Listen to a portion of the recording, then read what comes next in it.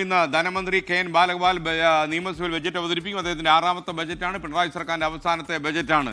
ജനപ്രിയ പരിപാടികൾ ഇതിലുണ്ടാകുമോ എന്നുള്ളതാണ്. മാത്രമല്ല, അലക്സ് റാം മുഹമ്മദ് സൂചിപ്പിച്ചതുപോലെ ഒരുപക്ഷെ അടുത്ത തെരഞ്ഞെടുപ്പിൽ സംസ്ഥാന സർക്കാരിന്റെ തലവര കൂടി തീരുമാനിക്കുന്ന ബജറ്റായിരിക്കും ഇതെന്നാണ് പൊതുവെ പ്രതീക്ഷിക്കപ്പെടുന്നത്. നിയമസഭയ്ക്കുള്ളിലേക്ക് ധനമന്ത്രി ബജറ്റുമായി കടന്നു വരുന്ന ദൃശ്യമാണ് പ്രേക്ഷകർ ഇപ്പോൾ കാണുന്നത്. കുടുംബസമേതമാണ് പതിവ് പോലെ ഇത്തവണയും ബജറ്റ് അവതരിപ്പിക്കാൻ എത്തിയിരിക്കുന്നത്. കൂടുതൽ വിവരങ്ങളുമായി ഉമേഷ് ബാലകൃഷ്ണൻ നിയമസഭയ്ക്കുള്ളിൽ നിന്നും തത്സമയം ചേരുകയാണ്. ഉമേഷ്, വിവരങ്ങൾ.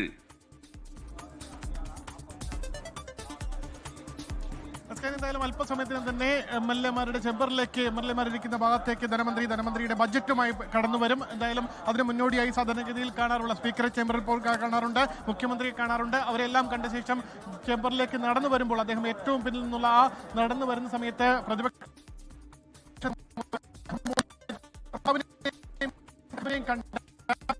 കണ്ട ശേഷമായിരിക്കും നിയമസഭയ്ക്കുള്ളിൽ നിന്ന് നമുക്കൊപ്പം ചേർന്നത്. പ്രിയപ്പെട്ട പ്രേക്ഷകർക്ക് അറിയുന്ന പോലെ 9 മണിക്കാണ് സംസ്ഥാന നിയമസഭയിൽ ബജറ്റ് അവതരിപ്പിക്കുക. 6ാമത്തെ ബജറ്റാണിത്. മന്ത്രി കെ.എൻ. ബാലഗോപാലിനെ സംബന്ധിച്ചിടത്തോളം ഒരിക്കൽ കൂടി ബജറ്റ് അവതരിപ്പിക്കാനുള്ള അവസരം കിട്ടുമോ എന്നുള്ളത് തീരുമാനിക്കുന്ന തീർച്ചയായിട്ടും ഉള്ള ബജറ്റ് കൂടിയായിരിക്കും. ഇപ്പോൾ പ്രേക്ഷകർ കാണുന്ന നിയമസഭയിൽ നിന്നുള്ള തത്സമയ ദൃശ്യങ്ങളാണ്. അല്പസമയത്തിനകം ബജറ്റ് പ്രസംഗം ആരംഭിക്കും. ജനക്ഷേമകരമായ എന്തൊക്കെ കാര്യങ്ങൾ ഇതിൽ ഉൾപ്പെടുത്തും, തെരഞ്ഞെടുപ്പ് ലക്ഷ്യം വെച്ചിട്ടുള്ള പ്രഖ്യാപനങ്ങൾ ഇതിൽ ഉണ്ടാകുമോ, അങ്ങനെ മാത്രമല്ല ക്ഷേമ പെൻഷനുകൾ, ശമ്പള പരിഷ്കരണം, ഇങ്ങനെ ഒരുപാട് കാര്യങ്ങൾ കേന്ദ്ര സർക്കാർ സമയത്ത് പണം നൽകാത്ത രീതിയിൽ ബുദ്ധിമുട്ടിക്കുന്ന, ശ്വാസം മുട്ടിക്കുന്ന വേളയിൽ അവതരിപ്പിക്കപ്പെടുന്ന ഈ ബജറ്റിൽ ജനക്ഷേമകരമായ എന്തൊക്കെ കാണും എന്നുള്ളതും എയിംസ് പോലെയുള്ള കാര്യങ്ങളിൽ നമ്മുടെ നിലപാട് എന്തായിരിക്കും എന്നുള്ളതൊക്കെ തന്നെ ഇന്നത്തെ നിയമസഭാ പ്രസംഗത്തിൽ കെ.എൻ. ബാലഗോപാൽ നടത്തുമെന്നാണ് നമ്മുടെ പ്രതീക്ഷ. കുടുംബസമേതമാണ് അദ്ദേഹം നിയമസഭയിലേക്ക് വന്നിരിക്കുന്നത്. ബജറ്റ് അദ്ദേഹം നിയമസഭയിലേക്ക് കയറി മറ്റുള്ളവരുമായി പരിചയപ്പെടുകയും സൗഹൃദം പുതുക്കുകയും ചെയ്യുന്ന ദൃശ്യങ്ങളാണ് പ്രേക്ഷകർ കാണുന്നത്. മറ്റുള്ളവർ വിദ്യാഭ്യാസ മന്ത്രി വി. ശിവൻകുട്ടി ഉൾപ്പെടെയുള്ള ആളുകൾ അദ്ദേഹത്തെ അഭിനന്ദിക്കുന്നുണ്ട്. അല്പസമയത്തിനകം അദ്ദേഹത്തിൻ്റെ ബജറ്റ് അവതരണം ഉണ്ടാകും. വിദ്യാശക്തി വകുപ്പ് മന്ത്രി കെ. കൃഷ്ണൻകുട്ടിയും ഒക്കെ നമുക്ക് നിയമസഭയിൽ കാണാം. എന്തായാലും അല്പസമയത്തിനകം ബജറ്റ് പ്രസംഗം ഉണ്ടാകും. ഒരുപക്ഷെ അടുത്ത നിയമസഭാ തെരഞ്ഞെടുപ്പ് നടക്കുന്ന വേളയിൽ എന്തായിരിക്കും ഈ ബജറ്റിലുള്ളതെന്ന് കാണാൻ മിനിറ്റുകൾ മാത്രമേ ബാക്കിയുള്ളൂ. വ്യവസായ മന്ത്രി പി. രാജീവ്, കുറച്ചധികം നല്ല വ്യവസായങ്ങൾ കേരളത്തിലേക്ക് കൊണ്ടുവരാൻ കഴിഞ്ഞ വ്യവസായ മന്ത്രി പി. രാജീവ് കൂടി ധനമന്ത്രി അഭിനന്ദിക്കുന്നുണ്ട്.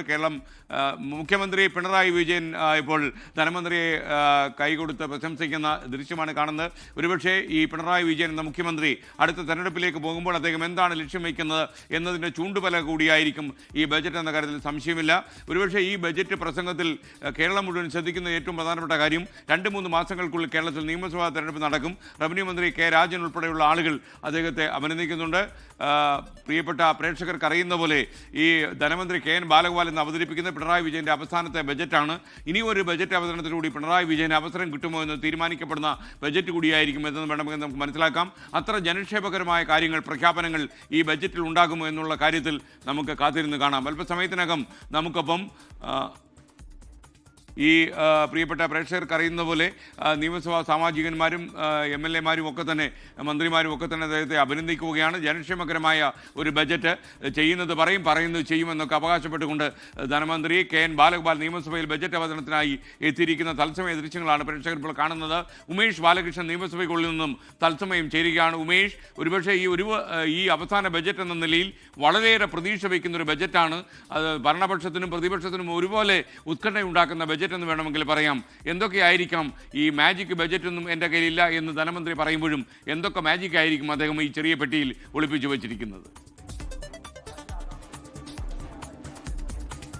എന്തായാലും ഈ അടുത്ത തുടർഭരണം എന്നുള്ളതിന് ഏറ്റവും നിർണായകമാണ്. അതുകൊണ്ട് തന്നെ ഈ ബജറ്റ് തുടർഭരണത്തെ ലക്ഷ്യമിട്ടുള്ളത് തന്നെ ആയിരിക്കും എന്നുള്ള ഒരു കാര്യം ഉറപ്പാണ്. എന്തായാലും ധനമന്ത്രിയുടെ ആദ്യ പ്രതികരണത്തിൽ നിന്ന് മനസ്സിലാക്കുന്നത് ഇത്തവണ ഒരുപക്ഷെ ഏറ്റവും കൂടുതൽ ഊന്നൽ അത് സിൽവർ എക്കണോമി, അതായത് 17% മുകളിലുള്ള സംസ്ഥാനത്തെ വയോ വിഭാഗങ്ങളെ ലക്ഷ്യമിട്ട് അവരുടെ ഭാഗത്തുനിന്നും അവരെ കൂടി ഈ സാമ്പത്തിക മേഖലയിൽ ഉൾപ്പെടുത്തിക്കൊണ്ടുള്ള അവരുടെ കൂടി ഇൻക്ലൂസീവായ ഒരു ബജറ്റിലേക്ക് പോകാൻ സാധ്യതയുണ്ട് എന്നാണ് മനസ്സിലാക്കുന്നത്. അദ്ദേഹം എന്തായാലും ഇപ്പോൾ പ്രതിപക്ഷ നിരയിൽ പ്രതിപക്ഷ എംഎൽഎ മന്ത്രിമാരുമായി ആശയവിനിമയം അവരുടെ അഭിസംബോധന ചെയ്ത് മുന്നോട്ട് പോവുകയാണ്. പ്രതിപക്ഷവും ഭരണപക്ഷവും ചേർന്നത് കൊണ്ടുള്ള എല്ലാ ജനങ്ങളെയും, കേരളത്തിലെ എല്ലാ ജനങ്ങളെയും ഒരു വർഷം അവരുടെ സാമ്പത്തിക ബജറ്റ്, ഒരു വർഷത്തേക്ക് അവരുടെ സർക്കാർ അവർക്ക് എന്ത് ചെയ്യാൻ പോകുന്നു എന്നുള്ള ലിറ്ററൽ ഡോക്യുമെന്റ് ആണ് ഈ ബജറ്റുകൾ എന്ന് പറയുന്നത്. അതുകൊണ്ട് തന്നെ ഈ ബജറ്റ് ഏറ്റവും നിർണായകമാണ്.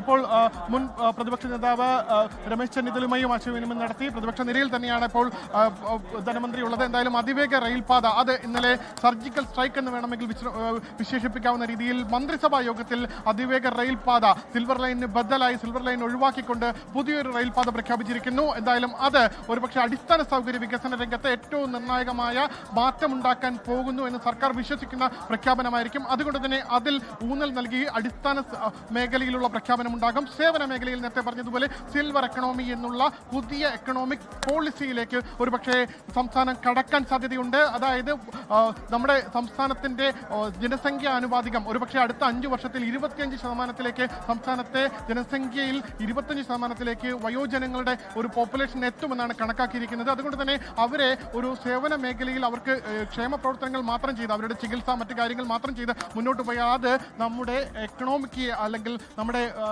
ഇപ്പോൾ speaker Shri K N Balagopal, അങ്ങേക്ക് 2026-27 മുതൽ 2028-29 വരെയുള്ള medium term fiscal policy statement, medium term fiscal plan അടക്കമുള്ള സ്ട്രാറ്റജി സ്റ്റേറ്റ്മെന്റുകളും 2025-26 സാമ്പത്തിക വർഷത്തെ ബജറ്റിലേക്കുള്ള ഉപധനാഭ്യർത്ഥനയുടെ അന്തിമ സ്റ്റേറ്റ്മെന്റും കേരള അടിസ്ഥാന സൗകര്യ നിക്ഷേപ നിധി ബോർഡിൻ്റെ 2024-25 സാമ്പത്തിക വർഷത്തെ ഫിഡിലിറ്റി സർട്ടിഫിക്കറ്റും 7ാം ധനകാര്യ കമ്മീഷൻ്റെയും പൊതുവ്യയ പുനഃപരിശോധനാ കമ്മിറ്റിയുടെയും റിപ്പോർട്ടുകളും മേശപ്പുറത്ത് വെക്കാവുന്നതാണ്. 2026-27 സാമ്പത്തിക വർഷത്തെ budget അവതരിപ്പിക്കാവുന്നതുമാണ്.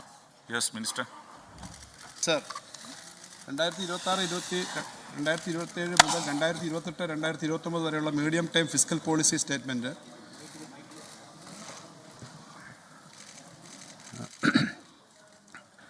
Medium time fiscal plan 2026-27 സാമ്പത്തിക വർഷത്തെ വാർഷിക ധനകാര്യ സ്റ്റേറ്റ്മെൻറ്റ് എന്നിവ അടക്കമുള്ള മുഴുവൻ സ്ട്രാറ്റജി സ്റ്റേറ്റ്മെൻറ്റുകൾ ഞാൻ മേശപ്പുറത്ത് വെക്കുന്നു. 2025-26 സാമ്പത്തിക വർഷത്തെ ബഡ്ജറ്റിലേക്കുള്ള ഉപധനാഭ്യർത്ഥനകളുടെ അന്തിമ സ്റ്റേറ്റ്മെൻറ്റ്, കേരള അടിസ്ഥാന സൗകര്യ നിക്ഷേപ നിധി ബോർഡിൻ്റെ 2024-25 സാമ്പത്തിക വർഷത്തെ ഫിഡിലിറ്റി സർട്ടിഫിക്കറ്റ്, 7ാം ധനകാര്യ കമ്മീഷൻ്റെ 1ാമത് റിപ്പോർട്ട്, ആയതിന്മേലുള്ള ആക്ഷൻ ടേക്കൺ റിപ്പോർട്ട്, 7ാമത് പൊതുവ്യയ പുനഃപരിശോധന കമ്മിറ്റിയുടെ ആദ്യ റിപ്പോർട്ട് എന്നിവയും മേശപ്പുറത്ത് വെക്കുന്നു. ലോകത്തെവിടെയായാലും ഏത് സമയത്തും 24 വാർത്തകളും ഓഗ്മെന്റഡ് റിയാലിറ്റി പാക്കേജുകളും എക്സ്പ്ലെയിനറുകളും വിശദമായി കാണാൻ ഞങ്ങളുടെ യൂട്യൂബ് ചാനൽ നിങ്ങൾക്ക് സബ്സ്ക്രൈബ് ചെയ്യാം.